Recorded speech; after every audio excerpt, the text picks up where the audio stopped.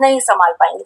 आज भारती जी अगर रोज जाएंगी, ज्वेलरी खरीदेंगी, शॉपिंग करेंगी, सारा पैसा उड़ाएंगी, तो आप कितनी भी कोशिश कर लीजिएगा हर्ष जी, आप उसको स्टोर नहीं कर पाएंगे।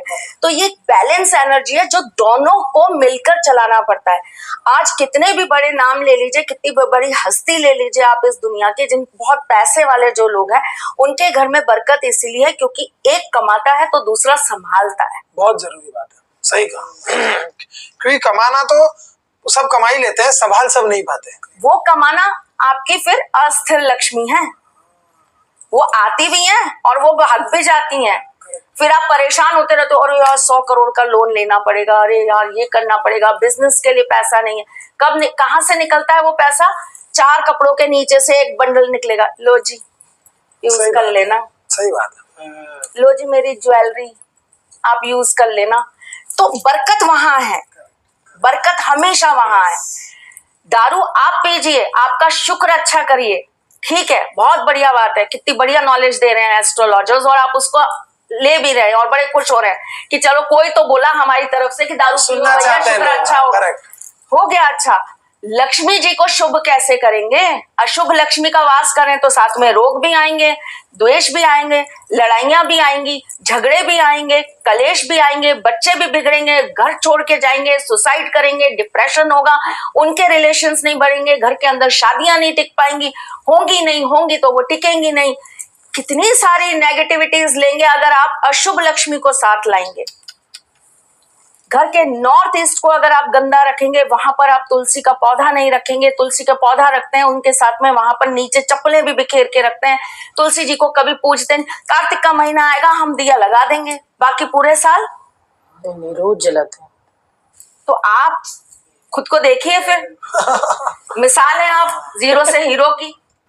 करेक्ट, नहीं वो तो बहुत जरूरी है। आपके आधे भी गुण कोई ले लेना भारती जी, तो भी बहुत कुछ उनकी जिंदगी में उनको मिल जाए। रोज पूजा होती है हमारे घर में, रोज शाम को दिया जलता है, 24 घंटे आप देखोगे तो वहाँ पे वो दिया जलता है। मैं जैसे हमारे प्रिंस जी है कैमरामैन, इनकी वीडियोस देखती हूँ, ये ना प्रॉपर बड़ी मेरे को ना वो आती नहीं है। मेरे को होता है कि जैसे इन्होंने सुपारी ये वो सब गेहूं के ऊपर रख के बड़ी अच्छी पूजा करते, तो मेरे को ना मेरे बुलाया करो मेरे को होता है कि मतलब पूजा करो, हम वहीं से वीडियो कॉल पे आपको सब बताएंगे। इस बार करेंगे डेफिनेटली। उन्होंने बड़ा अच्छा चावल के ऊपर कलश वलश सब रखा होता है, बड़ा अच्छा लगता है। मुझे ना ये करना नहीं आता, तो मैं क्या भोग बनाती हूँ, कपूर जलाती हूँ, दिया अगर तो हमारा फायदा उठा लो। नहीं अभी इतना ज्यादा उठाऊंगी ना, आप कहेंगे ज्यादा ही उठाने लगी। नहीं भारती की मम्मी करती है। एक ऐसी चीज है जो किसी को देने से, किसी के लिए करने से आपके पास कभी कमी नहीं होती, वो बढ़ता ही। आप केवल एक पूजा एक व्यक्ति विशेष के लिए नहीं कर रहे होते। जब एक पूजा हो रही होती है ना, तो उसके अंदर पूरी प्रकृति, पूरी सृष्टि के छोटे छोटे कण, छोटे छोटे जीव जंतु, उसको भी उसका फायदा मिलता है। तो अगर आप सनातन धर्म के हैं और आप इस तरह की पूजा पाठ होम हवन कर रहे हैं ना, तो इससे बड़ा पुण्य आप जीवन में कुछ कर नहीं सकते, क्योंकि वहां आप नहीं हो, वहां बहुत कुछ है जो आपसे उस चीज से लाभान्वित हो रहा है, प्रकृति शुद्ध हो रही है। सही कहा। लोगों ने वो हवन करने बंद कर दिए हैं, जिससे शुद्धता आती है, आपका अलग ही महकता है घर। हवन एक टाइम पे बहुत होते थे, अभी या तो घर जब लिया खरीदा, शायद 10 साल पहले भी खरीदा हो, तो एक बार कर दिया बाकी खत्म।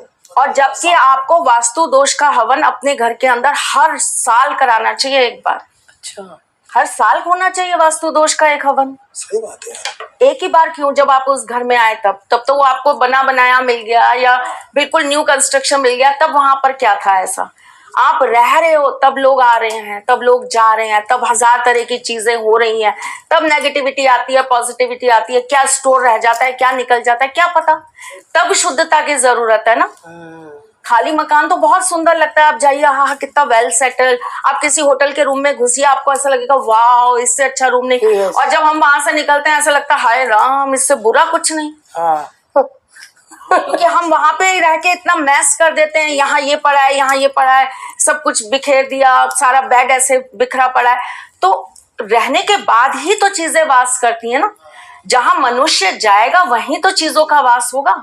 करेक्ट। जब तक आप जंगल में नहीं पहुंचे थे तब तक जंगल बहुत अच्छे थे। सही बात। अब बेचारे जंगल ही नहीं है क्योंकि आप पहुंच गए हो वहां। करेक्ट सही बात है।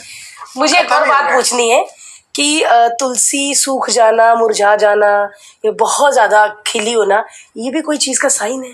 तुलसी बहुत ज्यादा खिले होना बहुत पॉजिटिविटी का साइन है। अच्छा। और तुलसी का बार बार मुरझा जाना, बार बार खराब हो जाना, ये कहीं ना कहीं आपका बेड वास्तु या आपके घर में कोई बेड नेगेटिविटी दिखाता है। सही कहा। लेकिन इसका मतलब ये नहीं कि एक तुलसी लगाई वो खराब हो गई तो हमारे मन में वहम आ गया, नहीं।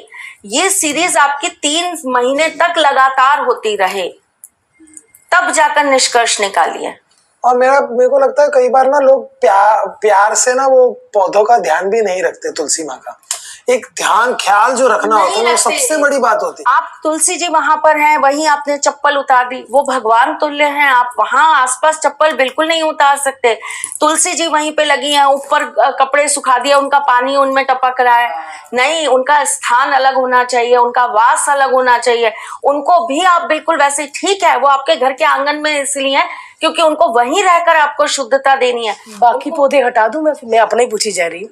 मेरे बाकी पौधों के साथ तुलसी माँ है। बाकी पौधों के साथ तुलसी माँ रखिए, लेकिन उनके इर्द गिर्द आप ऐसी कोई चीज मत रखिए जिससे अशुद्धि है। नहीं दिया रखते हैं। अच्छा, एक और बात पूछनी थी मैंने, सॉरी मैं अपनी पूछी जा रही हूँ, अभी हाथ लगे आते नहीं बार बार। मैंने एक ही गमले में तुलसी जी रखे थे और फिर ना 3-4 गमलों में हो गए उनके, वो गिर गए। तो ये सही है? हाँ, बहुत अच्छी चीज है।